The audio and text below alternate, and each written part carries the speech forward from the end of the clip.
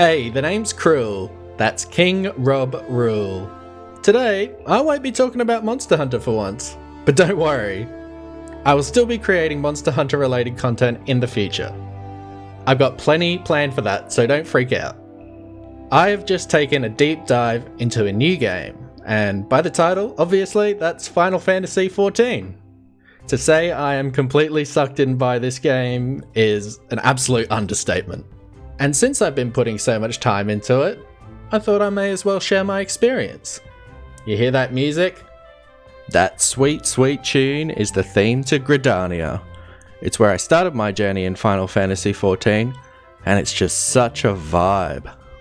Doesn't it make you just want to sit down by the fire with a loved one and reminisce on old times? No, just me? Anyway, I'll be cycling some of my favourite tunes throughout the video. That aside, this video is kind of inspired by HeyJ, and the way he sort of documented his Monster Hunter World experience. If you have no idea who I'm talking about though, I'll leave a link to his channel in the description below. It was a great series. I'm not sure how regularly I'll be posting these, but I guess I'll just post an update whenever I consider there to be enough new things to talk about. Anyway, this video will be my experience from level 1 to level 30 in Final Fantasy XIV. Let's get into it. The main reason I wanted to even start playing Final Fantasy XIV was because of how often Rurikan brought it up in the Third Fleet podcast. I'm sure many of you know who this is, but if not, I'll leave a link to his channel and the podcast in the description below. I was actually mentioned briefly in the podcast once. If you're out there hearing this, Rurikan, thank you so much for the shout out. You probably think nothing of it, but you and Gaijin are my heroes, so it was amazing for me. Anyway, I'm getting sidetracked here. The point is, Rurikan would speak at length to Gaijin Hunter on the podcast about Final Fantasy XIV and getting him to play it. And while it has so far been unsuccessful on him, it worked on me instead. Now, just to be clear, I'm not a complete stranger to Final Fantasy XIV. I've played it before on PS4 briefly, but my friend who played it with me had issues with his account, and since we couldn't play it together, I kind of just dropped off it. But a year later, Rurikan's insistent nudging on Gaijin Hunter is what brought me back. So anyway, I get home after listening to the podcast on my way home from work, boot up Steam on my PC and get to downloading the game. Once the game was ready, I went through the long, hard process of creating my character. Last time I played as the cat race, but this time I wanted to try something different, so I went for the Aura race. They're kind of like half human, half dragon. I took my sweet time making a cute as heck character, and then I was faced with choosing my class. Now this time when I played, I knew I wanted to be a mage of sorts. That was clear to me. I wanted to use elemental spells and just deal crazy amounts of damage. But Final Fantasy speaks a whole other language. Some of the classes I can't even pronounce. The Thaumaturge.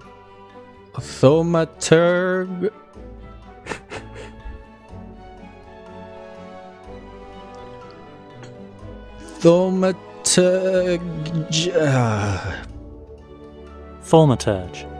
So unfortunately, there was no simple mage class to choose from the menu. Instead, I had to rely on the descriptions of the weird Final Fantasy class names to decide my fate. So I was looking at Conjurer, and right there in the text, it said that it was a magic user that uses the elements. And I was like, yes, that's exactly what I want. And I had no doubts about my decision. And about 8 levels in, I realised I had chosen a healer. It turns out the class I wanted to be was that hard to pronounce Thaumaturge class. But luckily for me, I stumbled across Zeppler HQ's Beginner's Tips, linked to her channel in the description, which told me I could change my class at level 15. And since that wasn't so far away, I thought, what the heck, seems simple enough, better than starting a new character, right? In hindsight, I wish I kinda did start a new character, but at the same time, I kinda don't. You see, while I could change my class at level 15, I had to start leveling from level 1 again. And while the game gave me an XP boost to make things a little bit easier, I was still having difficulty finding the quests needed to level up at the same rate as before. However, it is good in a way that I have some healing levels under my belt, because if I ever decide to be a healer, I've got a head start. And in case you don't know, you can be every single class, every single job, every single role in Final Fantasy XIV on the one character, which I think is just freaking awesome. You just have to be willing to put in the time to level them again, which is fair enough. So I guess for a tip to new players would be to do some research first on the different classes and don't just rely on the descriptions provided to you, or you may be spending time grinding up levels again, like I did. Now, probably the most heart-wrenching story event I have experienced in the game so far is easily the Thaumaturge quest line. In the beginning, it's mostly these little Lalafell group of Thaumaturge brothers giving you run-of-the-mill quests to improve your power. And for some reason, all their names start with Coco. But the real star of the show here is Kokobusi, and not because of his magical power. Actually, he has no magical talent at all, but he so desperately wants to fit in with all of his brothers and become a powerful Thaumaturge, despite how everyone tells him it's impossible. You kinda want to root for him, you know? Oh, bless his little heart.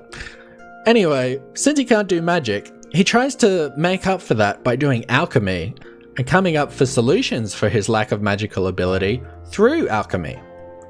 His brothers constantly deny him the opportunity to train with them so as not to give him false hope, but it just hurts to watch this poor soul who is trying so hard, constantly being rejected. Anyway, as the story progresses, you are tasked with destroying this urn.